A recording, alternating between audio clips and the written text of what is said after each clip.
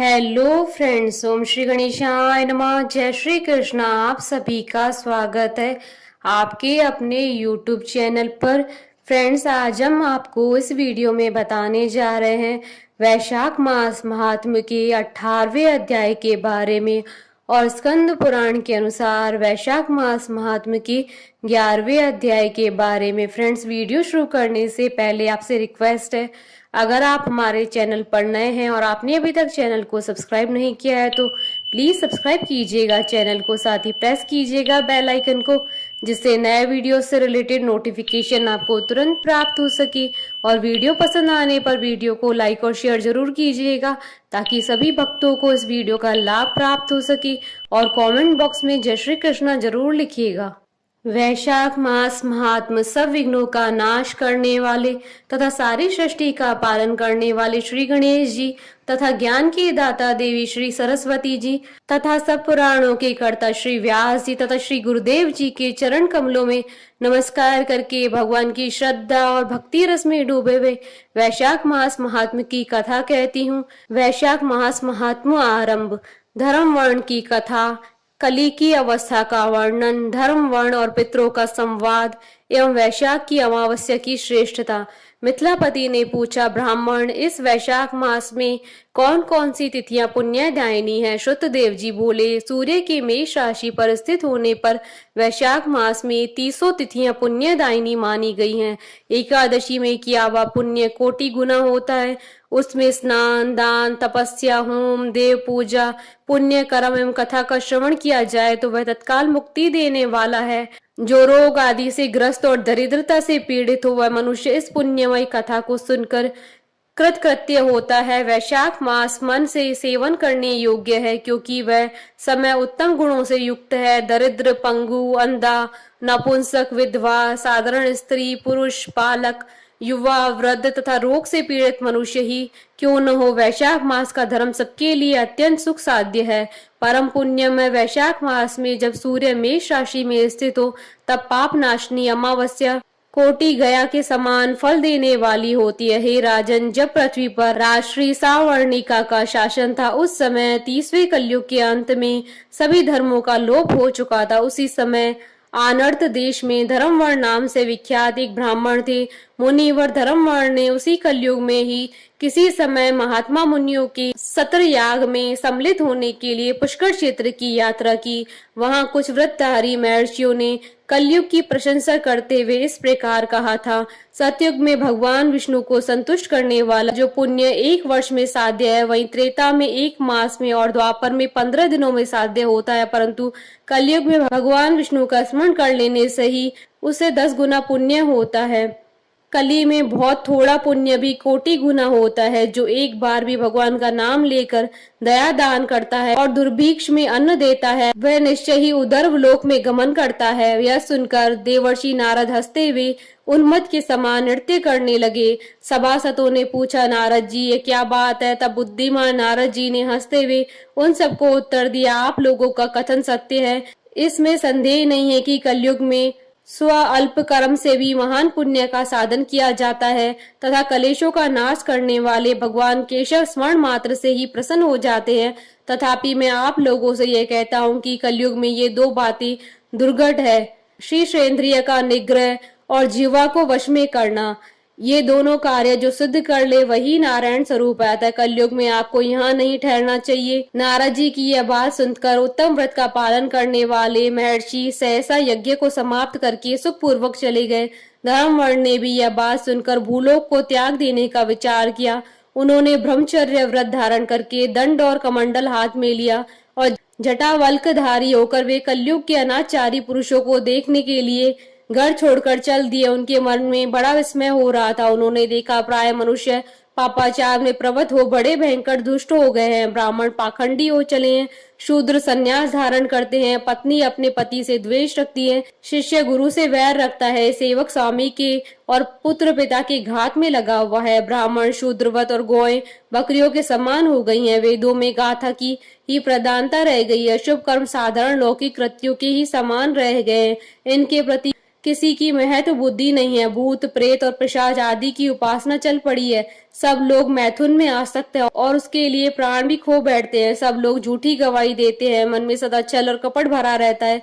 कलयुग में सदा लोगों के मन में कुछ और वाणी में कुछ और तथा क्रिया में कुछ और ही देखा जाता है। सबकी विद्या किसी न किसी स्वार्थ को लेकर ही होती है और केवल राजभवन में उसका उद्धार होता है। संगीत आदि कलात्मक विद्याएं भी राजाओं को प्रिय है। कली में अधम मनुष्य पूजे जाते हैं और श्रेष्ठ पुरुषों की अवहेलना होती है। कली में वेदों के विद्वान ब्राह्मण दरिद्र होते हैं। लोगों में प्राय भगवान की भक्ति नहीं होती। पुण्य क्षेत्र में पाखंड अधिक बढ़ जाता है। शूद्र लोग जटाधारी तपस्वी बनकर धर्म की व्याख्या करते हैं। सभी मनुष्य अल्प आयु दयाहीन और शठ होते हैं। कली में प्राय सभी धर्म के व्याख्याता बन जाते हैं और दूसरों से कुछ लेने में ही उत्सव मानते हैं। अपनी पूजा कराना चाहते हैं और व्यर्थ ही दूसरों की निंदा करते हैं। अपने घर आने पर सभी अपने स्वामी के दोषों की चर्चा में तत्पर रहते हैं। कली में लोग साधुओं को नहीं जानते, पापियों को ही बहुत आदर देते हैं। दुराग्रही लोगों इतने दुराग्रही होते हैं कि साधु पुरुषों के एक दोष का भी ढिंडोरा पीटते हैं और पापात्माओं के दोष समूह को भी गुण बतलाते हैं। कली में गुणहीन मनुष्य दूसरे के गुण न देखकर उसके दोष ही ग्रहण करते हैं। जैसे पानी में रहने वाली जोंक प्राणियों के रक्त पीती है, जल नहीं पीती, उसी प्रकार झोंक के धर्म से संयुक्त मनुष्य दूसरे का रक्त चूसते हैं। औषधीय शक्तिहीन होती है। ऋतुओं में उलटफेर हो जाता है। सब राष्ट्र में अकाल पड़ता है। कन्या योग्य समय में संतानोत्पत्ति नहीं करती है। लोग नट और नृतकों की विद्याओं से विशेष प्रेम करते हैं। जो वेद वेदांत की विद्याओं में तत्पर और अधिक गुणवान है, उन्हें अज्ञानी मनुष्य सेवक की दृष्टि से देखते हैं। वे सबके सब भ्रष्ट होते हैं। कली में प्राय लोग श्राद्ध कर्म का त्याग करते हैं, वैदिक कर्मों को छोड़ पड़ते हैं। प्राय जिह्वा पर भगवान विष्णु के नाम कभी नहीं आते हैं। लोग श्रृंगार रस में आनंद का अनुभव करते हैं और उसी के गीत गाते हैं। कलयुग के मनुष्यों में न कभी भगवान विष्णु की सेवा देखी जाती है, न ही शास्त्रीय चर्चा होती है, न ही कहीं यज्ञ की दीक्षा है, न विचार का लेश है, न तीर्थ यात्रा और न ही दान धर्म ही होते देखे जाते हैं। ये कितने आश्चर्य की बात है। उन सबको देखकर धर्म वर्ण को बड़ा भय लगा। पाप से कुल की हानि होती देख अत्यंत आश्चर्य से चकित हो वे दूसरे द्वीप पर चले गए। सब द्वीपों और लोकों में विचरते हुए बुद्धिमान धर्मवर्ण किसी समय कौतूहलवश पितृलोक में गए। वहां उन्होंने कर्म से कष्ट पाते हुए पितरों को बड़ी भयंकर दशा में देखा। वे दौड़ते रोते और गिरते पड़ते थे। उन्होंने अपने पितरों को भी नीचे अंधकूप में पड़े हुए देखा। उनको देखकर आश्चर्यचकित हो दयालु धर्मवर्ण ने पूछा, आप लोग कौन है? किस दुस्तर कर्म के प्रभाव से इस अंधकूप में पड़े हैं? पितरों ने कहा, हम श्री वत्स गोत्र वाले हैं। पृथ्वी पर हमारी कोई संतान नहीं रह गई है, अतः हम श्राद्ध और पिंड से वंचित है, इसलिए यहाँ हमें नरक का कष्ट भोगना पड़ता है। संतानहीन दुरात्माओं का अंधकूप में पतन होता है।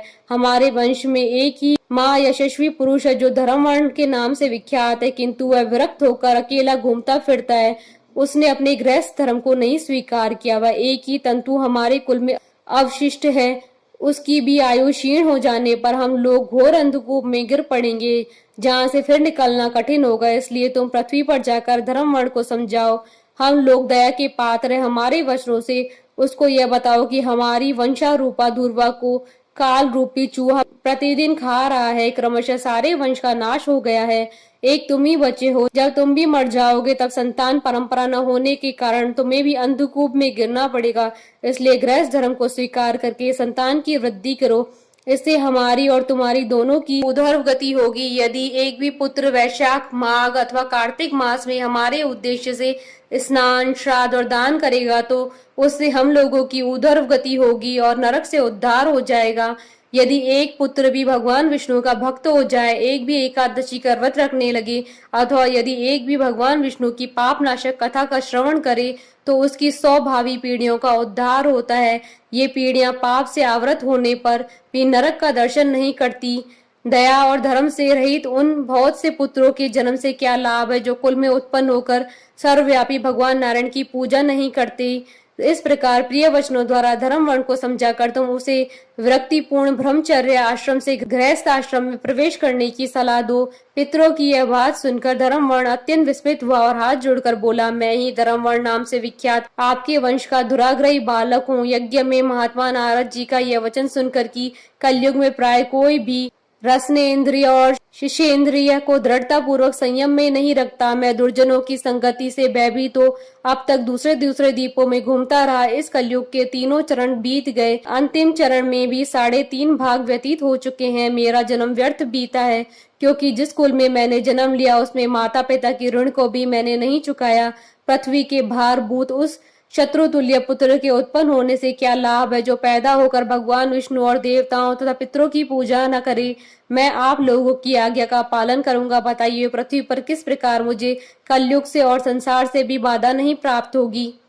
धर्मवर्ण की बात सुनकर पितरों के मन को कुछ आश्वासन मिला। वे बोले, बेटा तुम गृहस्थ आश्रम स्वीकार करके संतानोत्पत्ति के द्वारा हमारा उद्धार करो। जो भगवान विष्णु की कथा में अनुरक्त होते हैं, निरंतर श्री हरि का स्मरण करते हैं और सदाचार के पालन में तत्पर रहते हैं, उन्हें कलयुग बाधा नहीं पहुंचाता। मानव जिसके घर में शालिग्राम शिला अथवा महाभारत की पुस्तक हो, उसे भी कलयुग बाधा नहीं दे सकता। जो वैशाख मास के धर्मों का पालन करता है, माघ में स्नान में तत्पर होता है और कार्तिक में दीप देता है, उसे भी कली की बाधा प्राप्त नहीं होती। जो प्रतिदिन महात्मा भगवान विष्णु की पाप नाशक एवं मोक्षदायिनी दिव्य कथा सुनाता है, जिसके घर में बलि वैष्णव देव होता है, शुभ कारणी तुलसी स्थित होती है तथा जिसके आंगन में उत्तम गौ रहती है, उसे भी कलयुग बाधा नहीं देता है। अतः इस पापात्मक युग में भी तुम्हें कोई भय नहीं है। बेटा शीघ्र पृथ्वी पर जाओ। इस समय वैशाख मास चल रहा है, यह सबका उपकार करने वाला मास है। सूर्य के मेष राशि में स्थित होने पर 30 तिथियां पुण्यदायिनी मानी जाती है। एक एक तिथि में किया हुआ पुण्य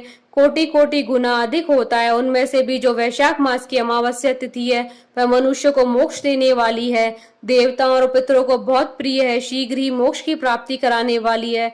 जो उस दिन पितरों के उद्देश्य से श्राद्ध करते हैं और जल से भरा हुआ घड़ा और पिंड देते हैं, उन्हें अक्षय फल की प्राप्ति होती है। अतः महामती तुम शीघ्र जाओ और जब अमावस्या हो तब कुंभ सहित श्राद्ध एवं पिंड दान करो।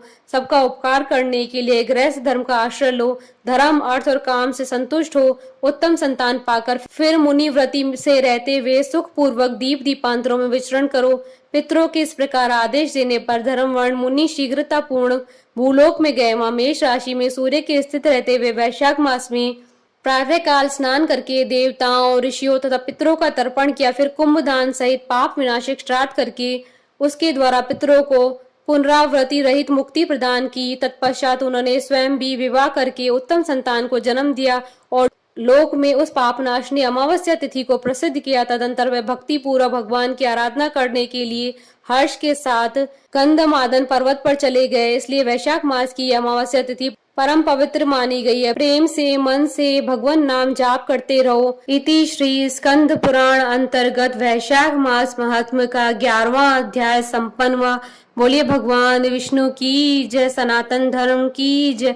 हमारे साथ इस वीडियो में अंत तक बने रहने के लिए आपका धन्यवाद। ओम श्री गणेशाय नमः। जय श्री कृष्णा।